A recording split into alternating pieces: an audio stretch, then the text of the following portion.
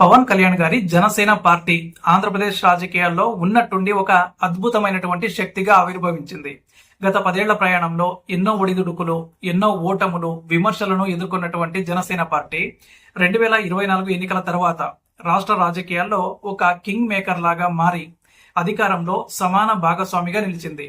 And Pawan Kalyan గారు కూడా కేవలం ఒక సినిమా స్టార్ లాగా కాకుండా ఒక పరిణతి కలిగిన రాజకీయ నాయకుడిగా తనను తాను మలుచుకున్నటువంటి తీరు ఈ దేశవ్యాప్తంగా కొత్తగా వచ్చే నాయకులను బాగా అట్రాక్ట్ చేసింది. అయితే ఇప్పుడు అందరి ముందున్న ప్రధానమైనటువంటి ప్రశ్న ఏంటంటే, ప్రభుత్వంలో భాగస్వామిగా ఉన్నాక క్షేత్రస్థాయిలో కూడా జనసేన బలంగా నిజంగా పెరిగిందా? అండ్ కేవలం పవన్ కళ్యాణ్ గారి చరిష్మా మీద ఆధారపడే పార్టీ కాకుండా గ్రామ గ్రామాన కూడా ఒక బలమైనటువంటి కేడర్ కలిగిన సంస్థాగత శక్తిగా జనసేన రూపాంతరం చెందుతోందా? భవిష్యత్తులో ఈ పార్టీ లక్ష్యం ఏంటి? రాష్ట్ర రాజకీయాల్లో తెలుగుదేశం మరియు బీజేపీతో ఉన్న పొత్తు జనసేన స్వతంత్ర ఉనికిని ప్రభావితం చేస్తుందా లేక మరింత బలోపేతం చేస్తుందా అని. అంటే గతంలో 2014లో పార్టీని స్థాపించినప్పుడు పవన్ కళ్యాణ్ గారు చెప్పిన మాటలు అండ్ చేసినటువంటి విమర్శలు ఒక ఎత్తు అయితే, ఇప్పుడు ఉప ముఖ్యమంత్రి హోదాలో ఆయన నిర్వహిస్తున్నటువంటి బాధ్యతలు మరో ఎత్తు. అంటే అధికారం చేపట్టిన తొలి 100 రోజుల్లోనే పవన్ కళ్యాణ్ గారు తన శాఖల పైన పూర్తిగా పట్టు సాధించడం, ముఖ్యంగా పంచాయతీ రాజ్ మరియు గ్రామీణాభివృద్ధి శాఖల ద్వారా నేరుగా గ్రామాలతో అనుసంధానం కావడం ఒక వ్యూహాత్మక అడుగుగా అయితే కనిపిస్తోంది. బట్ క్షేత్రస్థాయిలో పార్టీని బలోపేతం చేయాలి అంటే పదవులు కేవలం అలంకారం కాకూడదని, అవి ప్రజల జీవితాల్లో మార్పులు తీసుకురావాలని ఆయన భావిస్తున్నట్టు క్లియర్ గా అయితే కనిపిస్తోంది. గ్రామ సభల నిర్వహణ మరియు ఉపాధి హామీ పథకం నిధుల కేటాయింపుపై, వినియోగింపుపై ఆయన చూపిస్తున్నటువంటి చొరవ జనసేన కేడర్ కు క్షేత్రస్థాయిలో ఒక కొత్త ఉత్సాహాన్ని అయితే ఇస్తోంది.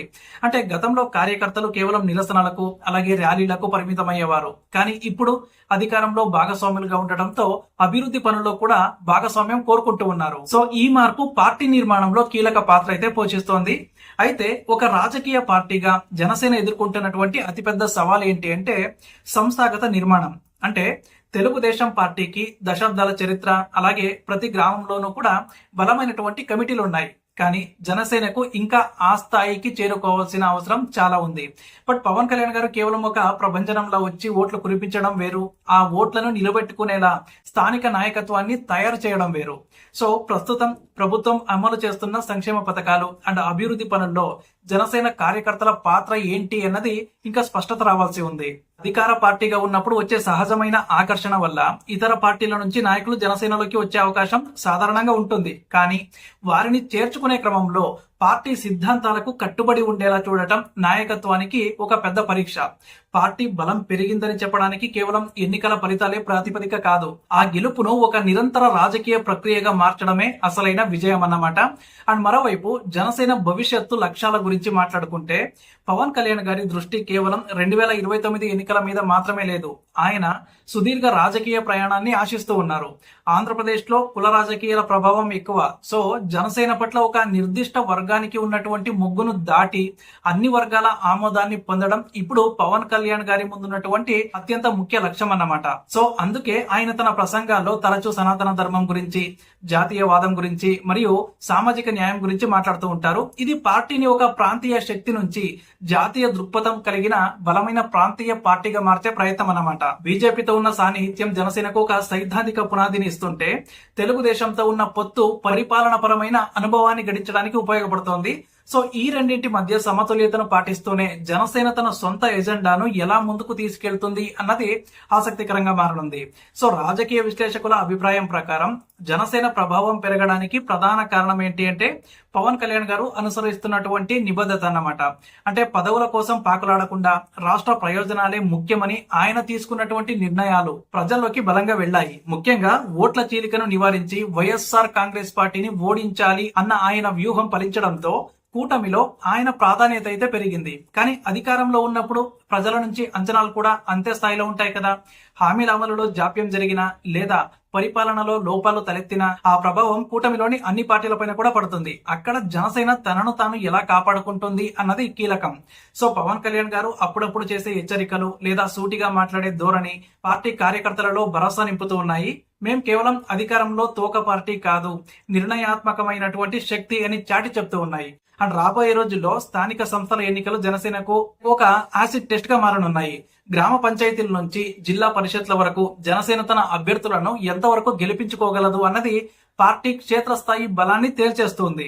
సో ఇప్పుడున్నటువంటి సానుకూల పవనాలను సంస్థాగత ఓటు బ్యాంకులుగా మార్చుకోవడంలో పవన్ కళ్యాణ్ విఫలమైతే అది పార్టీ దీర్ఘకాలిక భవిష్యత్తుకు ఇబ్బందిగా మారొచ్చు. అందుకే పార్టీ గ్రామ కమిటీలను బలోపేతం చేయడం పైన దృష్టి పెట్టింది.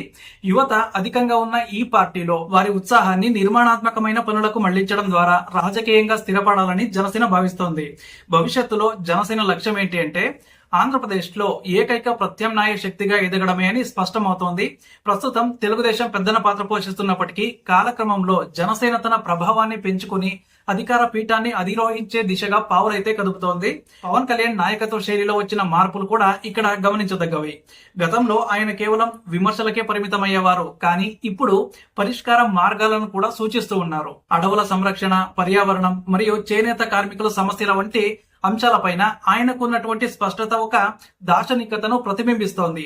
పార్టీ కేవలం రాజకీయాలకే కాకుండా సామాజిక మార్పుల కోసం కూడా కృషి చేస్తుందనే భావనను ప్రజల్లో కల్పించడంలో ఆయన కొంతవరకైతే సక్సెస్ అయ్యారు. బట్ రాజకీయాల్లో ఎప్పుడూ ఒకే విధమైన పరిస్థితి అయితే ఉండదు కదా. ప్రత్యర్థి పార్టీలు బలహీనపడినప్పుడు వచ్చే ఖాళీని పూరించడానికి జనసేన ఎంతవరకు సిద్ధంగా ఉందన్నది ప్రశ్నార్థకం. వైసీపీ ఇమేజ్ దెబ్బతిన్న నేపథ్యంలో ఆ ఓట్లను తమ వైపు తిప్పుకోవడానికి జనసేన మరింత కృషి చేయాల్సిన అవసరం అయితే ఉంది. అండ్ చివరగా చూస్తే జనసేన ప్రస్థానం ఇప్పుడు ఒక కీలకమైనటువంటి మలుపులో ఉంది. అధికారంలో భాగస్వామ్యం అనేది ఒక వరం లాంటిది, కానీ దాన్ని జాగ్రత్తగా ఉపయోగించుకోకపోతే అది శాపంగా మారే ప్రమాదం కూడా ఉంది. క్షేత్రస్థాయిలో పార్టీ బలం పెరిగిందని చెప్పడానికి కొన్ని సాక్ష్యాలు ఉన్నప్పటికీ కూడా అది ఒక వ్యవస్థీకృత రూపం తీసుకోవడానికి ఇంకా టైం అయితే పడుతుంది. సో పవన్ కళ్యాణ్ గారి వ్యక్తిగత ప్రతిష్ట పార్టీకి ఆయుపట్టు లాంటిది, కానీ పార్టీ మనుగడ కేవలం ఆయన మీదే ఆధారపడి ఉండకూడదు కదా. బలమైన ద్వితీయ శ్రేణి నాయకత్వం, స్పష్టమైన సిద్ధాంతం మరియు ప్రజలతో నిరంతర సంబంధం జనసేనకు భవిష్యత్తులో ఒక తిరుగులేని శక్తిగా మార్చగలవు. సో 2029 నాటికి జనసేన ఏ స్థానంలో ఉంటుందనేది ఇప్పుడు పవన్ కళ్యాణ్ తీసుకునే ప్రతి నిర్ణయం పైన, అలాగే చేస్తున్న ప్రతి పని పైన కూడా ఆధారపడి ఉంటుంది. ఆంధ్రప్రదేశ్ రాజకీయ చిత్రపటంలో జనసేన ఒక చెరగని ముద్ర వేయాలని చూస్తోంది. ఆ ప్రయాణంలో ఎదురయ్యే సవాళ్లను అధిగమిస్తూ తన లక్ష్యం వైపు అడుగులు వేస్తోంది. సో మీకేమనిపిస్తుంది? జనసేన ఒక బలమైన పార్టీగా ఎదుగుతుందా లేదా అన్నది కామెంట్ అయితే చేయండి. అండ్ అలాగే మన ఛానల్ ను సబ్స్క్రైబ్ చేసుకోండి.